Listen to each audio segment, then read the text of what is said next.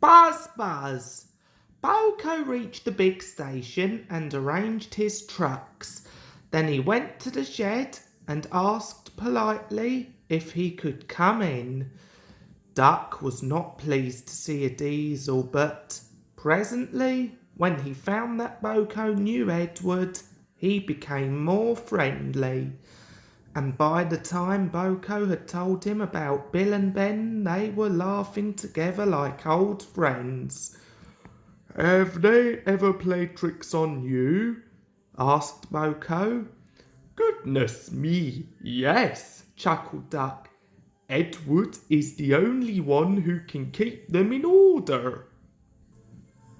"You know," went on Duck, "I sometimes call them the bees."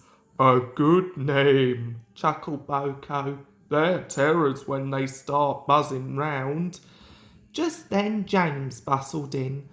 "What's that, Duck? Are you terrified of bees? They're only insects after all, so don't let that buzzbox diesel tell you different."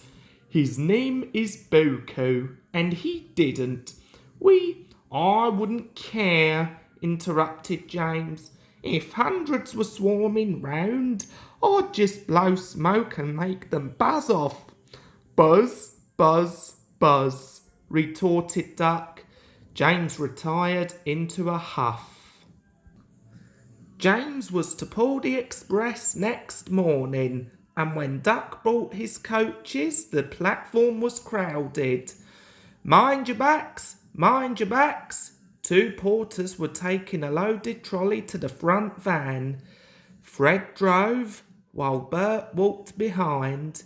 "Careful, Fred, careful," warned Bert, but Fred was in a hurry and didn't listen. Suddenly, an old lady appeared in front. Fred stopped dead, but the luggage slid forward and burst the lid of a large white wooden box. Some bees flew out, and just as James came backing down, they began to explore the station. Someone shouted a warning. The platform cleared like magic. The bees were too sleepy to be cross. They found the empty station cold.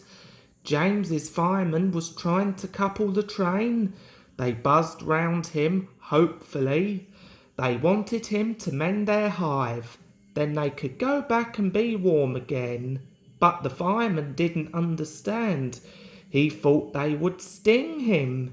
He gave a yell, ran back to the cab, and crouched with his jacket over his head. The driver didn't understand either. He swatted at the bees with the shovel.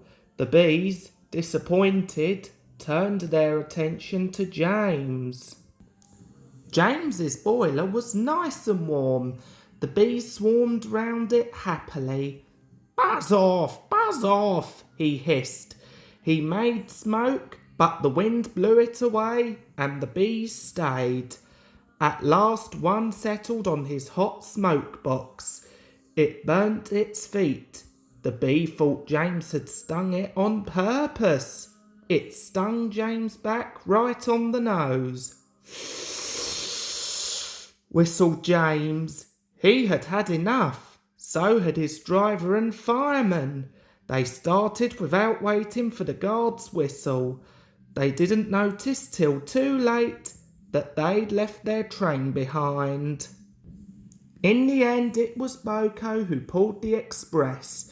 He was worried at first about leaving his trucks, but Duck promised to look after them, and so it was arranged. He managed to gain back some of the lost time, and Sir Topham Hatt was pleased with him. No one seemed to notice when James came back to the shed. They were talking about a new kind of beehive on wheels. It was red, they said. Then they all said, "Buzz, buzz, buzz," and laughed a lot. James thought that for big mainline engines, they were being very silly.